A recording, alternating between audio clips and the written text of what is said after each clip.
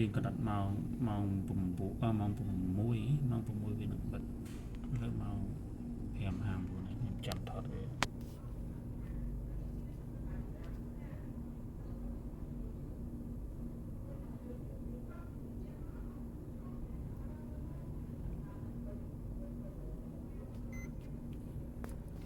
ម៉ោង6ហើយនៅសល់1នាទីទៀតមកទើបមិនម៉ោង6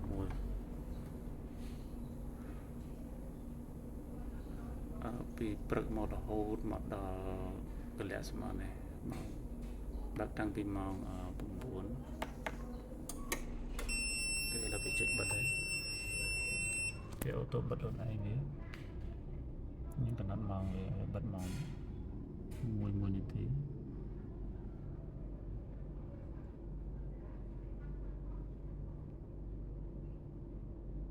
ចេញណា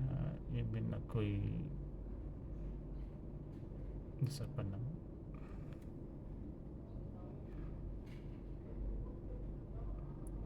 មានសាក់តទៅដល់បាន200 វ៉ុលចឹងដែរអូខេ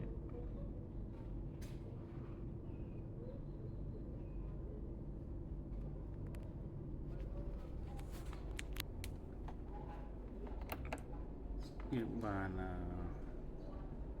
ហ្នឹង91 92 93 9ហ្នឹងមកយើងថា9 ចុះ93 94ហ្នឹងយើងថា9គុតចាស់ណា95ក៏9គុតប៉ុណ្ណេះដកទុកតកកមួយហើយកង្ហាលទុកកូន2ហើយទុកជាមួយ3យើងប្រើបានដល់ភ្លឺ